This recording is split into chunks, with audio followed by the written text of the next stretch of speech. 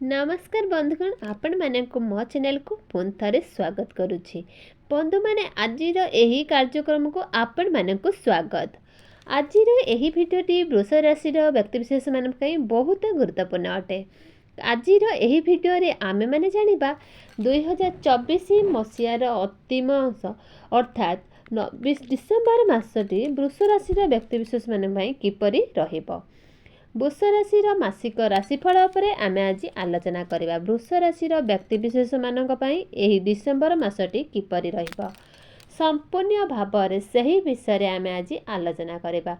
वृष राशि व्यक्तिशेष मानक पई शिक्षा, प्रेम एवं वैवाहिक जीवन, भाग्य, क्यारियर एवं व्यापार वाणिज्यर स्थिति किपरि रहिबो एही डिसेम्बर मास 2024 रे से रूप में आमे विस्तार रूप में आज आलोचना करिबा। नवग्रहंकर स्थिति मध्ये आमे आज जानिबा। नवग्रह केउ प्रकार फल देबारे सक्षम हेबे। शेष में अशुभत्व प्रदान करुवा ग्रह मानक पई विशेष प्रतिकारक मध्य आमे जानिबा। सेथिपई आपण माने भिडियोटी को स्किप न करी शेष पर्यंत निश्चित देखंतु एवं आपणकर जदि वृष राशि होई थाए तेबे भिडियोटी को लाइक करी चैनल टी को सब्सक्राइब कर दियंतु एवं कमेंट बॉक्स रे भक्ति एवं श्रद्धार सहित जय श्री जगन्नाथ निश्चित लेखंतु। तेबे बंधु माने आसंतु आरंभ करिबा आजिर एही कार्यक्रम जहाँकि जन्म राशि एवं चंद्र राशि उपरे आधारित अटे। डिसेम्बर मास आरंभ रे वृष राशि रे नवग्रहंकर स्थिति किपरि रहिबो सही रूप में आमे आज आलोचना करिबा। तेबे बंधु माने राशि चक्रर 12 गोटी राशि मध्यरु द्वितीय राशि होछि वृष राशि एवं वृष राशि व्यक्ति मानक पई होउचंती शुक्र। शुक्र आपणक कुंडली नवम स्थान रे ही अछंती। आपणकर विराजमान अछंती देवगुरु बृहस्पति। तृतीय भाव में विराजमान अछंती मंगल। पंचम भाव में विराजमान अछंती केतु। सप्तम भाव में विराजमान अछंती सूर्य एवं बुध। दशम स्थान रे विराजमान अछंती शनि एवं आपणक एकादश भाव में विराजमान अछंती राहु। तो आपणक सर्वप्रथमे आसंतु जानि नेबा आपणकर स्वास्थ्य किपरि रहिबो एही डिसेम्बर 2024 रे। तो बंधु माने कुंडलीर प्रथम भावटी होइताय आपणक स्वास्थ्यर भाव, आपणक इम्यूनिटी सिस्टम रा भाव। तो आपणक प्रथम भावर अधिपति शुक्र आपणक नवम स्थान रे विराजमान अछंती। तो आपणकर प्रथम भावर विराजमान अछंती देवगुरु बृहस्पति। 28 डिसेम्बर को शुक्र आपणकर दशम भाव को चलन करेंगे। तो नवम भावटी को मध्य शुभ बोली मना जाए थाए, दशम भावटी मध्य शुभ मना जाए थाए। तो यही संपूर्ण मासटी आपणकर स्वास्थ्य बहुत भल रहिबो। तो स्वास्थ्य को लेकिन कौन चिंता करिवार आपणकर आवश्यकता नहीं। यह पूर्वर शुक्र आपणकर अष्टम भाव में विराजमान थिले। तो पूर्वर जदि आपणकर किछि स्वास्थ्य जनित समस्या रहिथिला, इम्यूनिटी सिस्टम जदि डाउन थिला, तो यही मासटी आपणको से सबु सुधार देखा मिलिबो। तो एबे आसंतु जानिबा आपणकर शिक्षा क्षेत्र किपरि रहिबो एही डिसेम्बर 2024 रे। तो विद्यार्थी मानक पई एहा हाउजी ए डिसेम्बर मासटी। तो बंधु माने कुंडलीर पंचम भावटी होई थाए आपणक शिक्षार भाव। तो आपणक पंचम भाव रे अधिपति होउछंदी बुध, जे कि आपणकर सप्तम भाव रे विराजमान अछंती एवं आपणकर पंचम भाव रे विराजमान अछंती केतु। तो बंधु माने केतु होउचंती गोटे मुंडकारक ग्रह। से जोठी भी स्थान रे बसी थांती से स्थान सहित जड़ित कर्म रे से आपण को डिसैटिस्फाई पर्यंत दे थांती। तो यही समय पाठ पढ़ा कर आपणकर मन लागिबो नाही, आपण निजर पाठ पढ़ा रे सैटिस्फाई मध्य लागिबो नाही। तो मात्र आपणकर पंचम भावर अधिपति बुध जेहेतु शुभ स्थान रे विराजमान अछंती, एही मासर यदि आपणकर कोनोसी एग्जाम रहिछि किंबा आपणकर कोउठारे एडमिशन नबार चाहुचंती, तो सेथिरे आपणको शुभ फल प्राप्ति हेबो। एही मासरे आपणकर बुधंकर कोनोसी राशि परिवर्तन होबार नाही। एपंत आपणक पई भल त रहिबो। आपण निज माइंड को टिके स्टेबल रखिबा पई चेष्टा करंतु। एबे आसंतु जानिबा आपणकर प्रेम जीवन किपरि रहिबो एही डिसेम्बर 2024 रे। तो बंधु माने कुंडलीर पंचम भावटी आपणकर शिक्षार भाव हेबा सहित कुंडलीर पंचम भावटी होइथाय आपणकर प्रेम जीवनर भाव। तो आपणक संतानर भाव एवं आपणकर पंचम भावर अधिपति बुध आपणक सप्तम भाव में विराजमान अछंती। मात्र आपणकर पंचम भाव में केतु विराजमान अछंती। तो आपणकर निजर लव लाइफ रे मध्य सैटिस्फाई ହୋଇପାରିବେ ନାହିଁ। ଆପଣଙ୍କ ପ୍ରେମ ଜୀବନରେ ଯଦି ଭଲ ଥିଲେ ମଧ୍ୟ ଆପଣ ସେଥିରେ ସାଟିସ୍ଫାଏଡ୍ ହୋଇପାରିବେ ନାହିଁ, କାରଣ କେତୁ ଆପଣଙ୍କ ମନରେ କେଉଁଠାରେ ନା କେଉଁଠି ସନ୍ଦେହ ଜନିତ ଲାଗି ରଖିବେ। ଚେଷ୍ଟା କରନ୍ତୁ ଆପଣ ମନୋଭାବକୁ କୌଣସି ପ୍ରକାର ଫାଲତୁ କଥା ନ ଆଣିବା ପାଇଁ, ଡାଉଟ୍ ନ ନେବା ପାଇଁ। ଆପଣ ଯଦି ନିଜ ମଧ୍ୟରେ ତାଳମେଳ ରଖିବା ପାଇଁ ଚେଷ୍ଟା କରନ୍ତୁ, କାରଣ କେତୁ ଆପଣଙ୍କ ପ୍ରେମ ଜୀବନରେ ସମସ୍ୟା ସୃଷ୍ଟି କରାଇବ। ତ ବୁଧ ଆପଣଙ୍କର ବିରାଜମାନ ଥିବା ହେତୁ ସେ ଆପଣଙ୍କ ମଧ୍ୟରେ ସମ୍ପର୍କକୁ ବହୁତ ଭଲ ରଖିବାକୁ ଚେଷ୍ଟା କରିବେ। ଏବେ ଆସନ୍ତୁ ଜାଣିବା ଆପଣଙ୍କର ବୈବାହିକ ଜୀବନ କିପରି ରହିବ ଏହି ଡିସେମ୍ବର 2024ରେ। ତ ବନ୍ଧୁମାନେ, ସପ୍ତମ ଭାବଟି ହୋଇଥାଏ ଆପଣଙ୍କ ବୈବାହିକ ଜୀବନର ଭାବ, ତ ଆପଣଙ୍କ ଜୀବନ ସାଥୀର ଭାବ। ତ ଆପଣଙ୍କ ସପ୍ତମ ଭାବରେ ଅଧିପତି ମଙ୍ଗଳ ତୃତୀୟ ଭାବରେ ନିଚସ୍ଥ ଅଛନ୍ତି ଏବଂ ଆପଣଙ୍କର ସପ୍ତମ ଭାବରେ ବିରାଜମାନ ଅଛନ୍ତି ବୁଧ ଏବଂ ସୂର୍ଯ୍ୟ। ବନ୍ଧୁମାନେ, ଆପଣଙ୍କର ଏହି ମାସରେ ମଙ୍ଗଳ କୌଣସି ରାଶି ପରିବର୍ତ୍ତନ ହେବାର ନାହିଁ।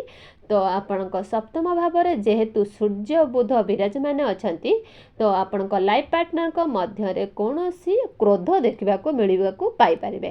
ଆପଣଙ୍କ ମଧ୍ୟରେ କ୍ରୋଧ ସମ୍ପଦ ଦେଖାଦେବ, ଯେହେତୁ ସୂର୍ଯ୍ୟଙ୍କର ଦୃଷ୍ଟି ଆପଣଙ୍କ ପ୍ରଥମ ଭାବ ଉପରେ ପଡ଼ୁଅଛି, ଅର୍ଥାତ୍ ଆପଣ ଦୁଇ ଜଣଙ୍କ ମଧ୍ୟରେ ବହୁ ସମାନ ପ୍ରକାର ସମଭେଦ ରହିବ। ସେ ବି ମଧ୍ୟ କ୍ରୋଧରେ ରହିବେ, ଆପଣ ବି କ୍ରୋଧରେ ରହିବେ, ଯାହାଫଳରେ ଆପଣଙ୍କ ଦୁଇ ଜଣଙ୍କ ମଧ୍ୟରେ ସମସ୍ୟା ଆସିବ। ଏହା ବ୍ୟତୀତ ଆପଣଙ୍କର ସପ୍ତମ ଭାବରେ ଅଧିପତି ଯେହେତୁ ଆପଣଙ୍କର ତୃତୀୟ ଭାବରେ ନିଚସ୍ଥ ଅଛନ୍ତି, ତ ସେ ହଠାତ୍ କରି ଆପଣଙ୍କ ମଧ୍ୟରେ କ୍ରୋଧ ବଢ଼ାଇବେ। ବିଶେଷ କରି 15 ଡିସେମ୍ବର ପୂର୍ବରୁ ଏସବୁ ଆପଣଙ୍କ ଭିତରେ ଅଧିକ ଦେଖାଦେବ, ଯେପର୍ଯ୍ୟନ୍ତ ସୂର୍ଯ୍ୟ ଆପଣଙ୍କର ସପ୍ତମ ଭାବରେ ବିରାଜମାନ ଅଛନ୍ତି। ତ ଆପଣ ଯେତେବେଳେ ନିଜେ ପାରିବେ ଆପଣ ନିଜ ରାଗ ଉପକୁ କଣ୍ଟ୍ରୋଲ ରଖନ୍ତୁ, ନିଜ ଲାଇଫ୍ ପାର୍ଟନରଙ୍କ ରାଗ ମଧ୍ୟ କଣ୍ଟ୍ରୋଲ ରଖନ୍ତୁ। ନଚେତ୍ ଆପଣଙ୍କର ଏହି କ୍ରୋଧ କାରଣରୁ ଆପଣ ହଠାତ୍ କରି ଆପଣଙ୍କ ଭିତରେ ଧୈର୍ଯ୍ୟ କମ ହେବା କାରଣରୁ ଆପଣଙ୍କ ବୈବାହିକ ଜୀବନରେ ସମସ୍ୟା ଆସିପାରେ। ଏବେ ଆସନ୍ତୁ ଜାଣିବା ସବୁଠାରୁ ମହତ୍ତ୍ୱପୂର୍ଣ୍ଣ ବିଷୟବସ୍ତୁ, ଯାହାର ଭାଗ୍ୟ, କ୍ୟାରିୟର ଏବଂ ବେପାର ବାଣିଜ୍ୟର ସ୍ଥିତି କିପରି ରହିବ ଏହି ଡିସେମ୍ବର 2024ରେ। ତ ବନ୍ଧୁମାନେ, କୁଣ୍ଡଳୀର ନବମ ଭାବଟି ହୋଇଥାଏ ଆପଣଙ୍କ ଭାଗ୍ୟର ସ୍ଥାନ। ତ ଆପଣଙ୍କର ନବମ ସ୍ଥାନର ଅଧିପତି ହେଉଛନ୍ତି ଶନି, ଯିଏକି ଆପଣଙ୍କ ଦଶମ ଭାବରେ ବିରାଜମାନ ଅଛନ୍ତି, ଯାହାକି ଆପଣଙ୍କର ବହୁତ ଭଲ ଖବର ଅଟେ। ଆପଣ ଜାଣନ୍ତି ଯେ ଶନି ମାର୍ଗୀ ମଧ୍ୟ ହୋଇପାରନ୍ତି। ନବମ ସ୍ଥାନଟି ଶନି ଆପଣଙ୍କର ଦଶମ ସ୍ଥାନରେ ବିରାଜମାନ ହିଁ ଅଛନ୍ତି ଏବଂ ଦଶମ ସ୍ଥାନରେ ବିରାଜମାନ ହେବା ସହିତ ରାଜଯୁଗର ନିର୍ମାଣ କରାଉଛନ୍ତି, ଯାହାକୁ ପଞ୍ଚମ ଭାବରେ ରାଜଯୁଗ ବୋଲି ମନାଯାଇଥାଏ। ତ ଶନିଙ୍କର ସ୍ଥିତି ଏତେ ଭଲ ରହିଛି ଯେ ଆପଣଙ୍କୁ ଭାଗ୍ୟର ସମ୍ପୂର୍ଣ୍ଣ ରୂପରେ ସପୋର୍ଟ ମିଳିବ। ସମ୍ପୂର୍ଣ୍ଣ ମାସଟି ଆପଣଙ୍କ ଭାଗ୍ୟର ସାଥ ମିଳିବ। ଯଦି ଆପଣ କୌଣସି ଶୁଭ କାର୍ଯ୍ୟ କରିବାକୁ ଚାହୁଁଛନ୍ତି, କୌଣସି ଇନଭେଷ୍ଟମେଣ୍ଟ କରିବାକୁ ଚାହୁଁଛନ୍ତି, କିମ୍ବା କୌଣସି ମିଟିଂ କିମ୍ବା ଡ୍ରିଲ୍ କରିବାକୁ ଚାହୁଁଛନ୍ତି, ତ କୌଣସି ନୂତନ କାର୍ଯ୍ୟ ଆରମ୍ଭ କରିବାକୁ ଚାହୁଁଛନ୍ତି, ତ ଯେଉଁ ବି କାର୍ଯ୍ୟ ଆପଣ କରିବାକୁ ଚାହୁଁଛନ୍ତି ତା ଅଧିକ ଦରକାର ଥାଏ, ସେସବୁ ପ୍ରତ୍ୟେକ କାର୍ଯ୍ୟରେ ଆପଣଙ୍କୁ ସଫଳତା ମିଳିବ। ଏବଂ ଦ୍ୱିତୀୟ କଥା ହେଉଛି ଆପଣଙ୍କର ରାଶିର ସ୍ୱାମୀ ମଧ୍ୟ ଭାଗ୍ୟ ସ୍ଥାନରେ ବିରାଜମାନ ଅଛନ୍ତି, ଯାହାଫଳରେ ଆପଣଙ୍କର ସମ୍ପୂର୍ଣ୍ଣ ରୂପରେ ଆପଣଙ୍କ ଭାଗ୍ୟ ମଧ୍ୟ ସାଥ ଦେବ। ଏବେ ଆସନ୍ତୁ ଜାଣିବା ଆପଣଙ୍କର କ୍ୟାରିୟର କିପରି ରହିବ ଏ ଡିସେମ୍ବର 2024ରେ। ତେବେ ବନ୍ଧୁମାନେ, କୁଣ୍ଡଳୀର ଦଶମ ଭାବଟି ହୋଇଥାଏ ଆପଣଙ୍କ କ୍ୟାରିୟର ଭାବ, ଆପଣଙ୍କ କାର୍ଯ୍ୟକ୍ଷେତ୍ରର ଭାବ ଏବଂ ଆପଣଙ୍କ ଦଶମ ଭାବରେ ବିରାଜମାନ ଅଛନ୍ତି ଶନି। ତ ବନ୍ଧୁମାନେ, ଶନି ଆପଣଙ୍କୁ ଅଢ଼େଇମତ ମଧ୍ୟ କରାଇବେ। ଆପଣଙ୍କୁ କାର୍ଯ୍ୟ କରିବାକୁ ହିଁ ପଡ଼ିବ। ଆପଣଙ୍କ କାର୍ଯ୍ୟ ମଧ୍ୟ ଭଲ ବହୁତ ରହିବ, କାରଣ ଶନି ନିଜର ସ୍ୱରାଶିରେ ବିରାଜମାନ ଅଛନ୍ତି। ଯେତେ ପାରିବେ କାମ ଆପଣ ଆସିଲେ ମଧ୍ୟ ଆପଣ କାମ ଗୁଡ଼ିକକୁ ସୁରକ୍ଷା ସମ୍ପୂର୍ଣ୍ଣ କରିପାରିବେ। କାମରେ ଆପଣ ଇଣ୍ଟରେଷ୍ଟ ମଧ୍ୟ ନେବେ, ଆପଣଙ୍କର ଏନର୍ଜି ଲେବୁଲ୍ ମଧ୍ୟ ବହୁତ କାମ ପ୍ରତି ମନ ଲାଗିବ ଏବଂ ଆପଣଙ୍କ ଯେକୌଣସି କାର୍ଯ୍ୟ କରିବେ ସେଥିରେ ଆପଣଙ୍କୁ ପ୍ରଶଂସା ମଧ୍ୟ ମିଳିବ। ଯେତେବେଳେ ଶନି ବକ୍ରୀ ଥିଲେ ସେତେବେଳେ ଆପଣଙ୍କୁ ନିଜ କାର୍ଯ୍ୟକ୍ଷେତ୍ରରେ ବହୁତ ଅଧିକ ସମସ୍ୟା ଦେଖାଦେଉଥିଲା। ଏବେ ଯେହେତୁ ଶନି ମାର୍ଗୀ ଅବସ୍ଥାରେ ଅଛନ୍ତି, ତ ଆପଣଙ୍କ କାର୍ଯ୍ୟକ୍ଷେତ୍ରରେ ଆପଣଙ୍କ ପାଇଁ କୌଣସି ବି ସମସ୍ୟା ନାହିଁ।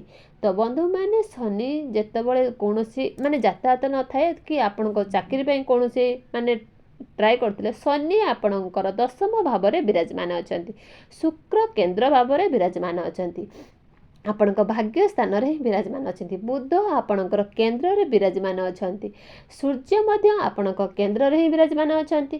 ତ 20 ଡିସେମ୍ବର ପୂର୍ବରୁ ଆପଣଙ୍କ ଚାକିରି ମିଳିବାର ବହୁତ ଅଧିକ ସମ୍ଭାବନା ରହୁଛି। ତ ଏବେ ଆସନ୍ତୁ ଜାଣିବା ଆପଣଙ୍କ ବେପାର ବାଣିଜ୍ୟର ସ୍ଥିତି କିପରି ରହିବ ଏହି ଡିସେମ୍ବର 2024ରେ। ତ ବନ୍ଧୁମାନେ, ଏହି ମାସରେ ଆପଣଙ୍କ ଟ୍ରାଭେଲ୍ ଟିକେ ଅଧିକ ରହିପାରେ। ଆପଣଙ୍କର ଡେଲି ଇନକମ୍ରେ ବହୁତ ବଢ଼ିବ। ଆପଣଙ୍କର ବିଜନେସ୍ରେ ବହୁତ ଅଧିକ ବଢ଼ିବ। ଫାଇନାନ୍ସିଆଲ୍ ଏବଂ ଗ୍ରୋଥ୍ ମଧ୍ୟ ଆପଣଙ୍କର ବଢ଼ିବ। ମାତ୍ର କେଉଁଠାରେ ନା କେଉଁଠି ଆପଣଙ୍କ ମଧ୍ୟରେ ଟେନସନ୍ ମଧ୍ୟ ଟିକେ ରହିବ।